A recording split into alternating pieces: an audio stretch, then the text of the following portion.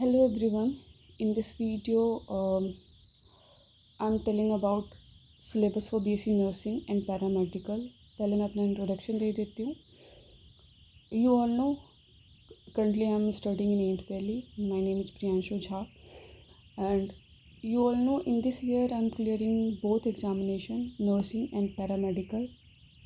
So in this video I'm telling about the syllabus for BSc Nursing and Paramedical.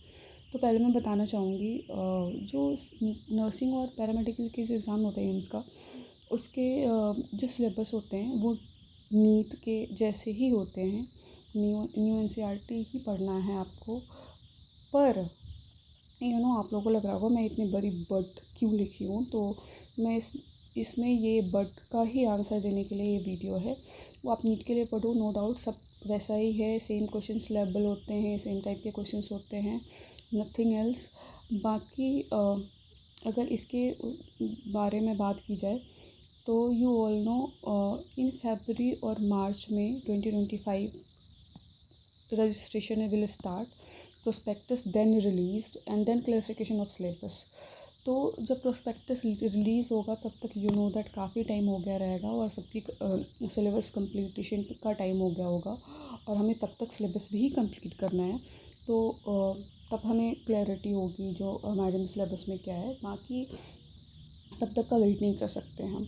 तो इसलिए now syllabus क्या पढ़ना है हमें और हमारा सिलेबस क्या है, हम इस टॉपिक पे बात करेंगे. For AIIMS nursing and paramedical we have 4 subject: physics, chemistry, bio and GK. GK is only for BSc nursing. For paramedical GK is not available in the questions prospectus. बाकी आप का जो क्वेश्चंस लेवल रहता है physics, chemistry और bio का वो 30 ही रहता है. इसमें नर्सिंग वाले में भी और पैरामेडिकल वाले में भी. और ये 10 क्वेश्चन जो होते हैं वो जीके के, वो नर्सिंग में होते हैं. बाकी मैं अपने आने वाले वीडियोस में जीके के कट टू कट क्वेश्चंस भी लाने वाली हूँ ताकि आप लोग को ज़्यादा भटकना ना पड़े और वो सीरीज़ कहीं ना कहीं आप कर लो. That's enough for you. उससे ज़्यादा आपको करने की ज़रूरत नहीं है जीके के लिए. बाकी क्योंकि मेरे टाइम में नहीं मिला तो मैंने बहुत एक प्रॉपर मोटा डायरी बना लिया था मैंने, और जो कि बाद में पढ़ने में मुझे बहुत प्रॉब्लम हुई है. और बाकी मेरा 6 या 7 ऐसे ही कुछ सही हुआ था मेरा जीके में उतना पढ़ने के बाद भी. तो इसलिए मैंने सोचा है वो जो मेरे नोट्स हैं उसको अगर आप लोग चाहो तो मैं दे सकती हूँ बाकी पीडीएफ के रूप में. बाकी मैं वीडियोस लाऊंगी कट टू कट वाली. और फॉर नाउ पैरामेडिकल तो हमें ज़रूरत ही नहीं है जीके की. Now discussed most hard subject was yes, I'm talking about physics. हम बायो वाले बच्चों को सबसे ज़्यादा हार्ड फिज़िक्स ही लगता है. सो फॉर फिज़िक्स 11th में 15 चैप्टर्स हैं, 12th में 14 चैप्टर्स हैं और इसमें कोई चैप्टर्स डिलीट नहीं हुए हैं. Let me clear you. कुछ टॉपिक्स डिलीट हुई है बट अगर आप पुराने वीडियोस देख रहे हो यूट्यूब पे उससे पढ़ रहे हो और अगर आप वो पढ़ भी लेते हो तो उसमें कोई प्रॉब्लम नहीं है. ऐसा कुछ नहीं है जो आपको बहुत टाइम वेस्ट होगा. बाकी अगर आप नए किसी कोर्स को ज्वाइन किए हो या फिर ऑफलाइन पढ़ रहे हो तो फिर तो आपके लिए सही है, ठीक ही है, मतलब कोई वो नहीं है. बाकी best thing to study physics मैं बोलूँगी जो फर्स्ट मेक नोट्स. बहुत सारे बच्चे को मैंने देखा है जो ऑनलाइन पढ़ रहे हैं वो टेलीग्राम पे दूसरों का नोट ढूंढते हैं फिर उससे पढ़ने की कोशिश करते हैं. मैं लिटरली बता रही हूँ इससे आपको कोई फ़ायदा नहीं होने वाला है. मेरे 22 सही हुए थे नर्सिंग वाले में और 25 सही हुए थे पैरामेडिकल में फिज़िक्स के क्वेश्चंस. आई नो ये ज़्यादा नहीं है बट ठीक है, मेरे सिलेक्शन के लिए काफ़ी था एम्स दिल्ली में. तो मैं बोलूँगी जो सबसे पहले आप खुद का नोट बनाओ, खुद लेक्चर लो, खुद का नोट बनाओ और उसके बाद सेकेंडली आप क्वेश्चन सॉल्व करो टॉपिक वाइज. आप टॉपिक वाइज क्वेश्चन सॉल्व करो फर्स्टली फिज़िक्स में. देन आप चैप्टर वाइज पे आओ और देन आप 2-3 चैप्टर्स का मिक्सअप वाला क्वेश्चन सॉल्व करो. बाकी फिर आप जो टॉपिक वाइज क्वेश्चन सॉल्व कर रहे हो आप उस बुक्स में भी मार्क्स करो, इंपॉर्टेंट क्वेश्चन हाईलाइट करो जो आपको नहीं बन रहे हैं. और नोट्स के भी सारे क्वेश्चंस आपको बनाने हैं। Let me clear you, notes के जो आपके जितने भी क्वेश्चंस हैं वो सारे सॉल्व करने हैं आपको खुद से भी। उसके बाद आप अपनी मिस्टेक्स अंडरस्टैंड करो, जो कौन से टॉपिक में आपको प्रॉब्लम हो रही है, आपकी वीक एरिया क्या है, आपको बार बार किसको सॉल्व करना पड़ रहा है। ये वीक एरियाज़ आपको खुद ही पता होगा और इस पे आपको खुद ही वर्क करना है, आपको खुद ही वर्क करना है इस पे। बाकी मैं ये बोलूँगी अपने वीक एरिया पे वर्क करो।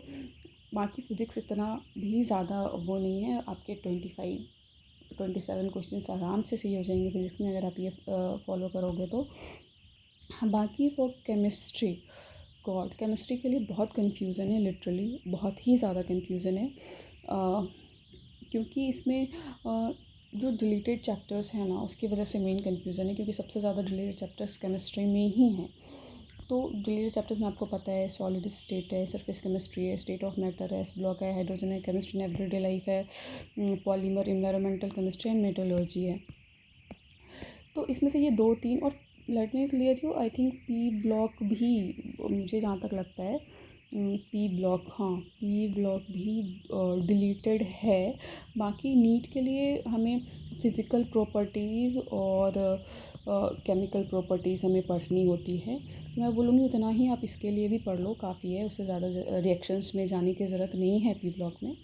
बाकी पॉलीमर और इन्वायरमेंटल केमिस्ट्री भी मतलब नीट के लिए तो इम्पॉर्टेंट नहीं है, बट मैं बताऊँ अगर आप 2024 का क्वेश्चंस देखोगे, अगर आपके पास अवेलेबल नहीं है tell me in comment box, मैं 2024 के तीनों सब्जेक्ट फिजिक्स, केमिस्ट्री और बायो का लेके आ जाऊँगी वीडियोस, जो उसमें केमिस्ट्री, स्पेशली केमिस्ट्री से रिलेटेड टॉपिक के क्वेश्चंस जो कि आप लोगों को दिखेगा। जो हाँ सही बात है, मैं बताऊँ आई थिंक मेरे हिसाब से एक क्वेश्चन पूछा गया था सॉलिड स्टेट में, सरफेस से भी एक था, स्टेट ऑफ मैटर से 2 थे आई थिंक, लॉ पे था एक लॉ पे था, एक नॉर्मल फॉर्मूला बेस्ड था।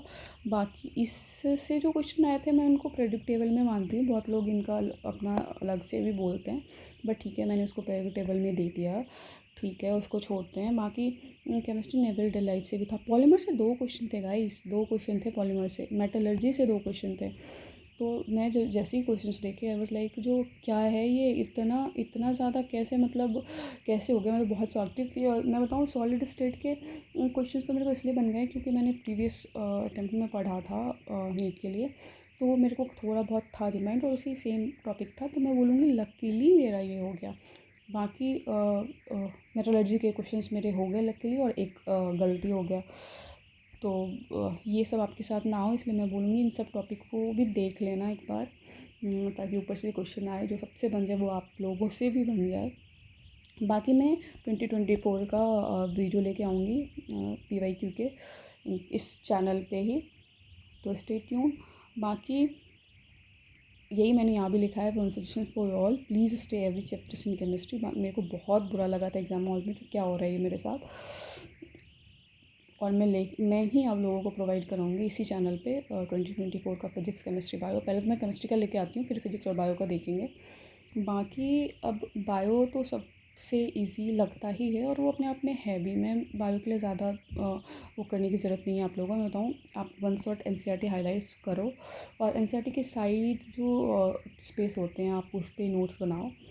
आप 1-2 पेज भी ऐड कर सकते हो उसमें, और आप वो साइड में भी लिख सकते हो, काफ़ी है एग्जांपल्स वगैरह जो भी हैं, और जो आपको लग रहा है बार बार भूल रहे हो तो आप ये साइड में जो होते हैं वो आप लिख लो, काफ़ी है। बाकी चैप्टर वाइज क्वेश्चन सॉल्व करो, सीरियसली ये इनफ है बायोलॉजी के लिए, इससे ज़्यादा करने की ज़रूरत नहीं है। बाकी अगर डिस्कस अबाउट टेस्ट, सबसे बड़ा कन्फ्यूज़न होता है स्पेशली नर्सिंग पैरामेडिकल वाले स्टूडेंट को, जो टेस्ट कहाँ से दें। तो इसका सिर्फ यही जवाब होगा मेरा भी और अदर लोगों का भी, जो आप जो नीट 2025 के लिए जो टेस्ट दे रहे हो ना वो काफ़ी है, लिटरली गाइस वो काफ़ी है दोनों एग्ज़ाम के लिए, क्योंकि सेम लेवल के क्वेश्चंस रहते हैं। बहुत मेरे टाइम में तो बहुत लोगों ने बोला था इनका क्वेश्चन ईजी रहता है नर्सिंग और इसका, मैं बताऊँगी नहीं, दोनों के क्वेश्चन सेम होते हैं। सो कोई ज़रूरत नहीं है वरी करने के लिए, स्माइली होनी चाहिए ना, नो वरीज़। तो आपको कोई ज़रूरत नहीं है वो करने के। बाकी अगर आप नीट के लिए टेस्ट में मार्क्स कमा रहे हैं, आप वो जो कैसे टेस्ट का एक वो चाहिए, तो मैं एक रफ़ वो क्यों बताने की कोशिश की हूँ। फर्स्टली आप चैप्टर वाइज टेस्ट दो, बाकी आपको डिटेल वीडियोस चाहिए टेस्ट को लेके तो मैं वो भी देना चाहूँगी। बाकी एक दो चैप्टर्स जो होते हैं वो फिज़िक्स, केमिस्ट्री और बायोलॉजी के, मतलब चैप्टर वाइज टेस्ट जो होते हैं, एक दो चैप्टर्स केमिस्ट्री के और एक दो चैप्टर फिज़िक्स और बायोलॉजी के, आप उस टाइप से पहले देना स्टार्ट करो। और फुल सिलेबस टेस्ट जो है ना, वो आप फ़ेब टू मार्च में दे सकते हो। लिटरली आपको फ़ेब मार्च में ही देना चाहिए फुल सिलेबस। अभी आप सिलेबस कंप्लीटेशन और चैप्टर वाइज टेस्ट पे ध्यान दो। चैप्टर वाइज टेस्ट से आपको पता, आपकी वीक एरियाज़, आपके वीक चैप्टर्स, आप जो बार बार बोल रहे हो आपको पता चलेगा, आप उस पर वर्क करते जाओगे। और इन फ़ेब मार्च आप फुल सिलेबस टेस्ट दे सकते हो। मैं फुल सिलेबस टेस्ट के प्रिपरेशन के लिए भी बोलूँगी। जो आपके क्या कैसे रिवाइज़ करके जाओगे वो उस टाइम पे वीडियो आ जाएगा, आप कैसे रिवाइज़ करके टेस्ट दे सकते हो। बाकी इस वीडियो में इतना ही। In my next video I will share with you all in do die topics for all chapters, specially for physics. Physics में आपके 25 प्लस सही हो जाए, आपको वो चैप्टर्स के नाम बताऊँगी मैं इसी चैनल पे। Stay tuned. बाकी अगर आपको केमिस्ट्री और बायो के लिए भी चाहिए तो वो भी मैं लेके आऊँगी चैप्टर्स के नाम, और स्पेशली टॉपिक्स, जो टॉपिक्स पे प्रीवियस वो हुए उसमें थोड़ा मैं उसमें लगी हुई हूँ। बाकी उसमें बहुत रिसर्च करना पड़ता है, यू ऑल नो। मैं अपने टाइम पे तो 5 साल के ही क्वेश्चन पेपर देखे थे, बट मैं आप लोगों के लिए 15 ईयर्स के देख रही हूँ, 15 ईयर्स का क्वेश्चन देख रही हूँ। और उस हिसाब से मैं फ़िज़िक्स का वो टॉपिक बनाऊँगी, ताकि आप लोग सेलेक्टेड टॉपिक से 25 प्लस, एटलीस्ट 22 प्लस सही कर सको। तो मैं वो बहुत जल्द लेके आ रही हूँ। Till then stay tuned guys, like my videos, subscribe my channel please, literally subscribe my channel, share with your friends. बाकी पढ़ते रहो, एग्ज़ाम दिवाली आ गई है, पढ़ते रहो।